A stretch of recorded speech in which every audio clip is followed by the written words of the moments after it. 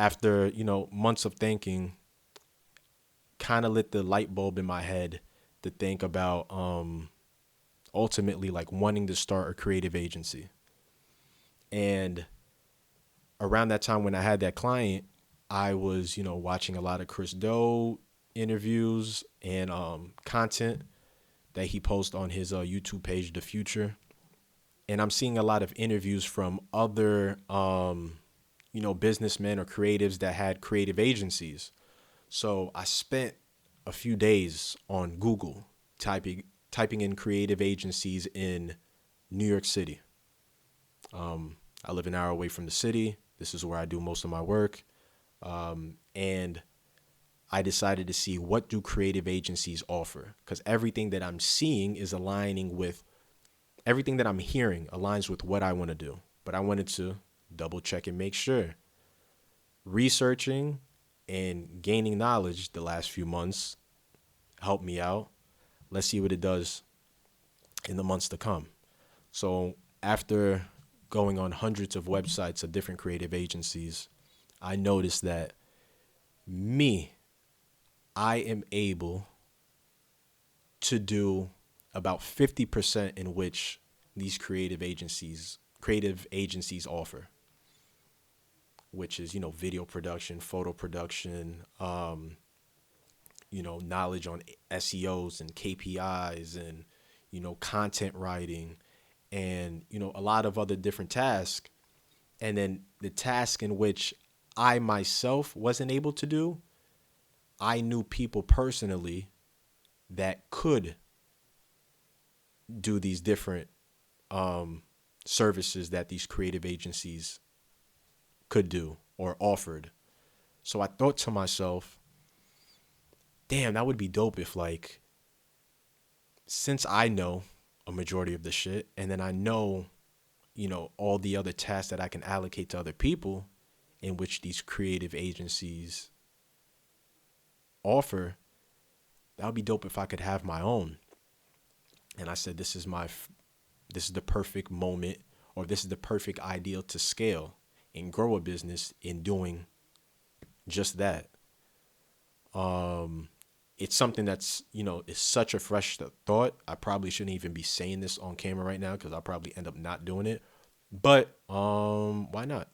You know, this is something that I think could be very promising. It's in a field that I'm very passionate about. Obviously, everything that I've been doing the past 7 years falls aligned with that. Um, and I know, like, me and my homie Carlson, him as well, he can do a majority of the things that these companies and offer to other companies. These services that these agencies offer to other companies. And we always talk about it's so hard being, you know, a content creator because you are the creative agency. You are that person. You're doing, the photo, the video work, the content writing. You are looking up, different ways for you yourself to engage with your following, the best ways to do so. We all have different ways in which we believe that is that's possible. And I spent the last, 8-10 months really studying social media and different companies and learning how they go about creating and reaching different clientele and how they get their leads and the best way to get leads and the bad ways in which they're going about getting leads. So with all this knowledge that I'm gaining over the last few months, this is what I want to do in the future, I think. And I basically was telling Carlson the other day that the company in which the client in which I got in December, which was my highest client to date, was the first time I ever got a job and said, fuck, should I do this? Because it was kind of scary. It was risky. Like, how do I do something that I've never necessarily done before, but I know I can do it, and the stuff that I can't do myself, I can allocate to someone else, And the second I felt that, like, uneasiness In the moment, it felt very nerve wracking.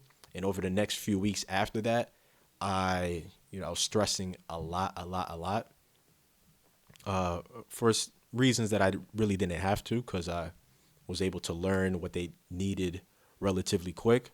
But that was the first time I felt risk in a project.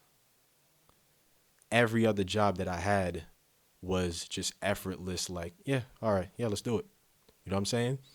And when things are just that effortless, for me at least personally, the pay was never what I wanted it to be. The pay was never great. So that's when I learned there's value in taking risk. Let me say that again. There's value in taking risk. When I decided to take risk, the pay was higher.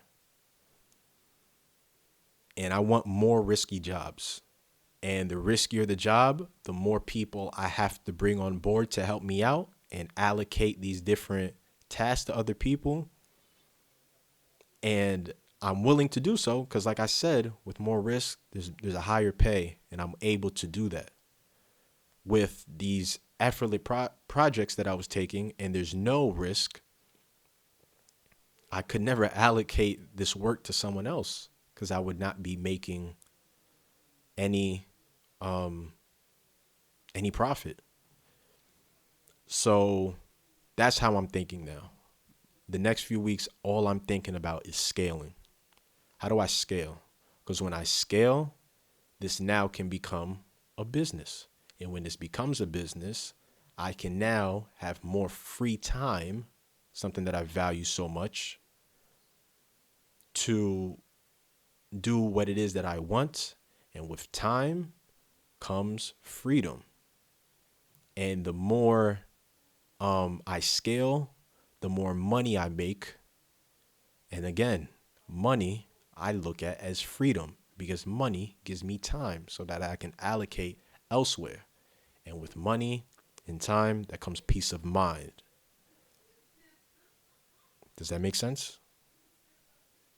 That, ladies and gentlemen, was a clip from a full episode of the Live from 61 podcast. If you enjoyed what you heard, I ask that you listen to the full podcast episodes up now and running on YouTube, streaming services, and wherever the fuck else you listen to podcasts. Thank you for listening once again. You have a good one.